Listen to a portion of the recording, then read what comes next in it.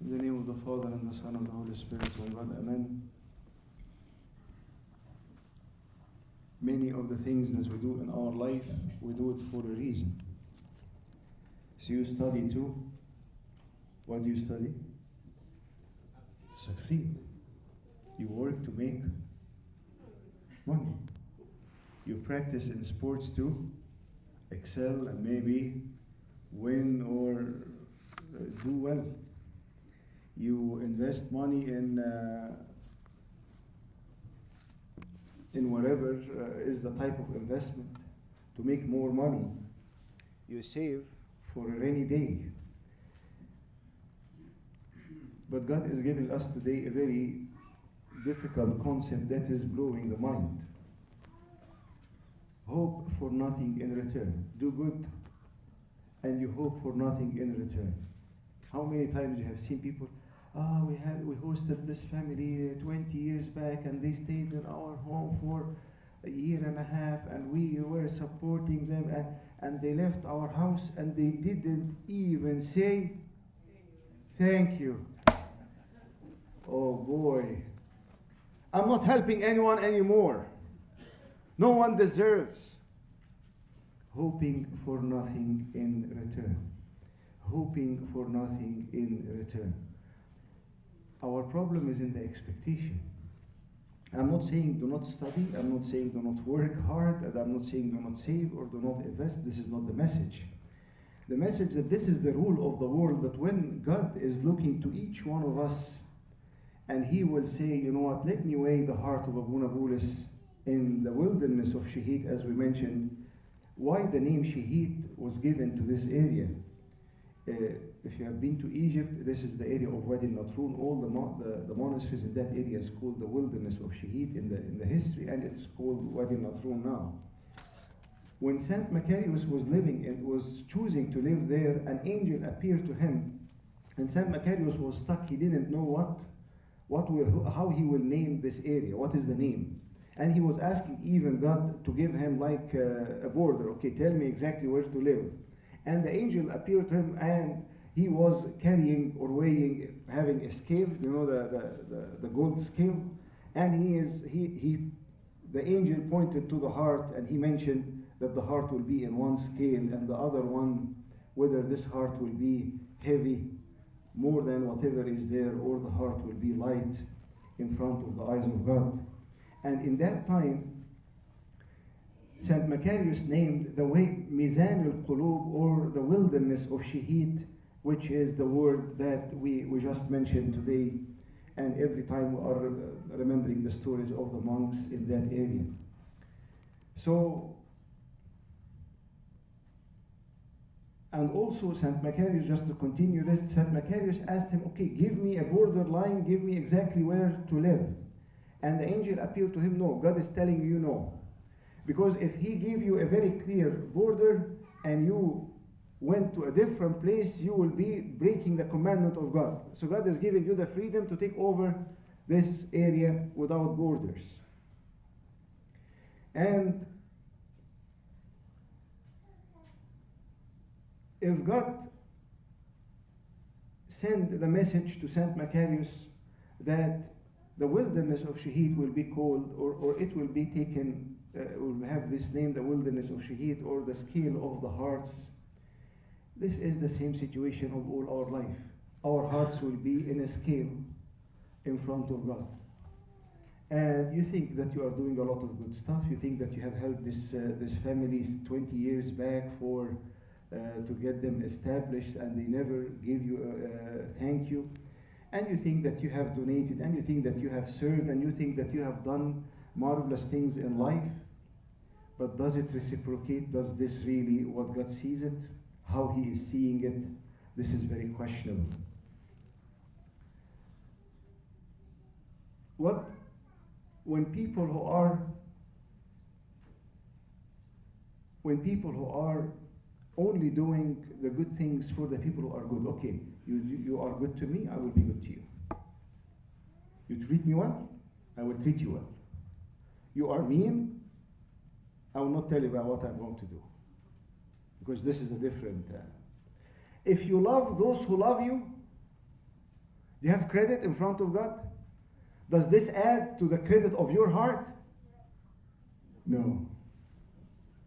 Unfortunately, no. Doesn't have a credit. Look what the scripture is saying very clearly.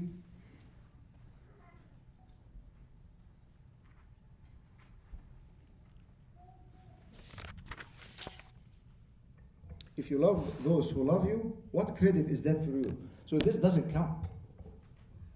You know when you have a bill, for example, a $75 bill, and you called the company and told them, okay, I'm paying this with my credit card, and please deposit $80 in my account. So your account was, you owed how much? It's simple. You owed how much? 75. You paid how much? 80. So now you have how many credit? 5. So you call back the customer service, and I'm just checking on my balance of my accounts. Do I have $5 credit? If you do this with God, okay, there has been people who loves me a lot and I love them so much. Do I have any credit for this? Unfortunately, no. But the people who have been doing good favors to me and I repaid them back, do I have any credit for this? Sorry. People who I lended when they were in a very bad shape financially, yeah, I know that I was expecting to get money from them, but do I have any credit for this? No. Unfortunately, no. You will be, don't get mad at me, it's not me. It's the scripture. But if you love those who love you, what credit is that for you? For even sinners love those who love them. For even sinners do the same. And if you lend those whom you hope to receive back, what credit is that for you? Even sinners lend to sinners to receive much back. As much back. We are living, but I have done this to my family, and I have done this to my husband, I have done this to my mom, and I have done this and they never appreciate. The most freeing Bible verse in the whole scripture is this: hoping for nothing in return. When you do it and you are not hoping for anything in return, you're not, okay, did they thank you? They're not even a text. They are not sending a text to thank me. They have seen me in this and I have helped them. You don't even expect. Hoping for nothing in return. It is opposite to everything is being told to us, but this is where you have credit in heaven. Hoping for nothing in return. Is it easy? Definitely not. But look what the Bible is saying. For every sinners, for even the sinners doing the same. And if you lend those whom you hope to receive back, what is that? What credit is that for you? For even sinners lend to sinners to receive as much back. But here the Lord is speaking, love your enemies, do good and lend, hoping for nothing in return. And when you hope for nothing in return on earth, your reward will be great. And you will be the sons of the Most High, or the sons of the Highest. You will be, عارف لما أقول لك ابن أبوه. He is like his dad, exactly. He has been doing the same things. His dad is looking to him and saying, yes, this is what really I have hoped to have in my kids. There was a very, speaking about sons of the highest, there was a very famous Abuna, and this Abuna was living or staying in his home. Maybe he arrives maybe 1 or 2 a.m. in the morning. He leaves early morning. He is extremely busy. He sleeps a few hours a day, all over the place. Very, very, very righteous and very well-known father. And he had 3 kids. And the 3 kids pretty much almost never saw that priest, or they are seeing him in the church as the people are seeing him, because he is very, very rare in his available for his family.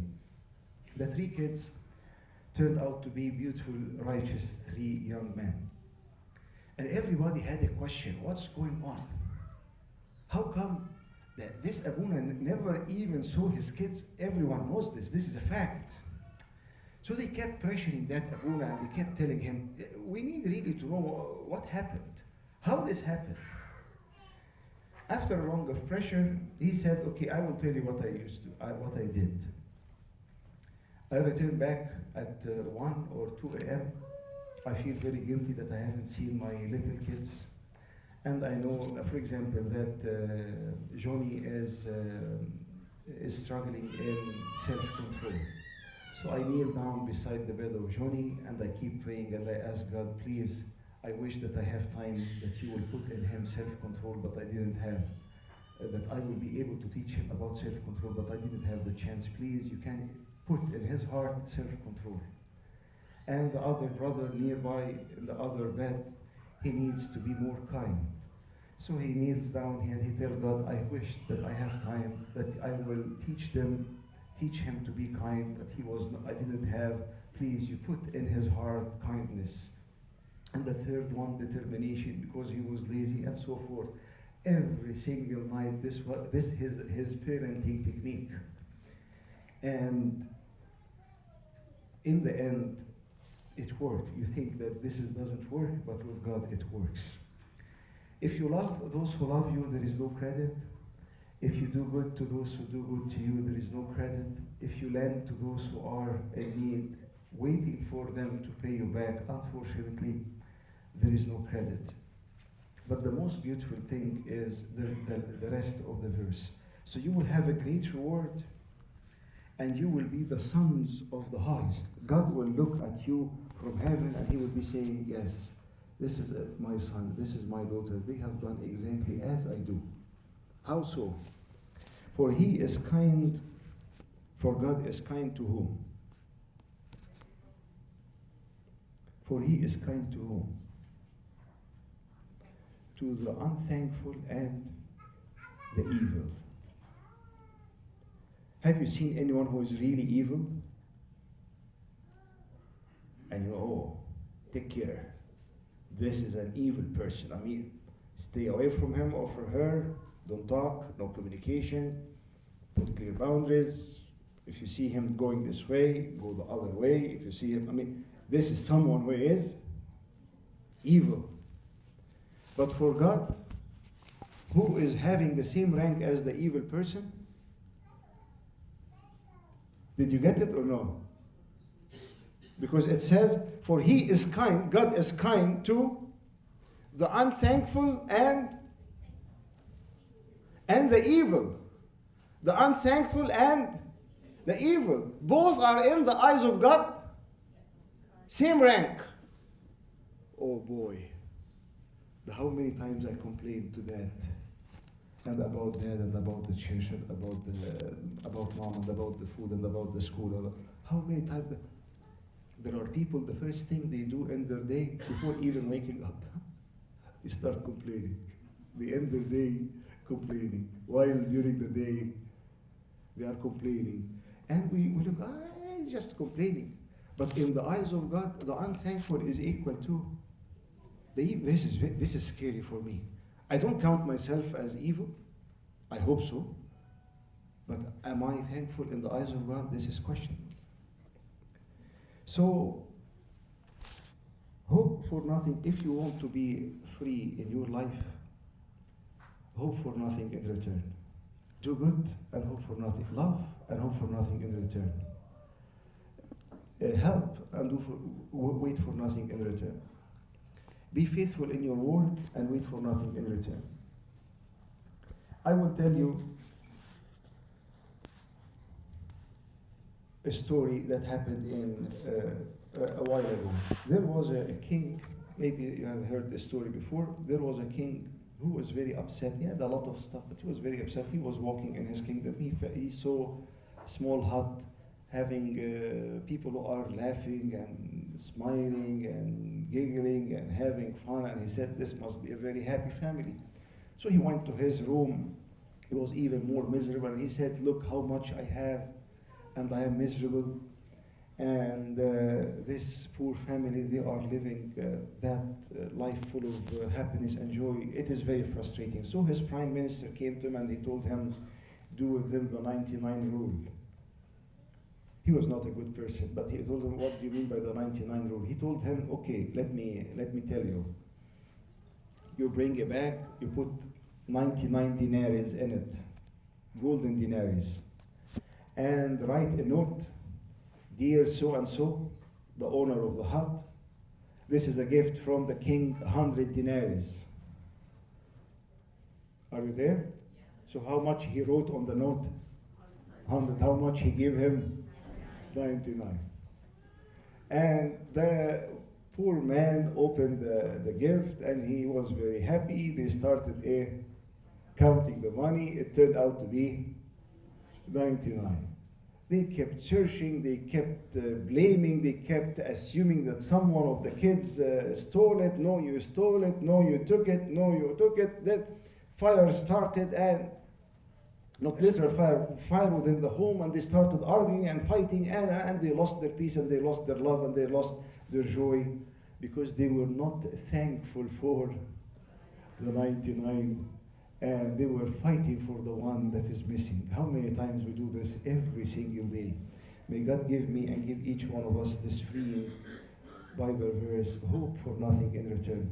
Do good, love, not those who loves you, not those who are kind to you, not those who are doing good stuff for you, but love those who don't love you, love your enemy. Do good to those who hate you, and bless those who curse you, and pray for those who spitefully use you. To whom is the glory forever and ever. Amen.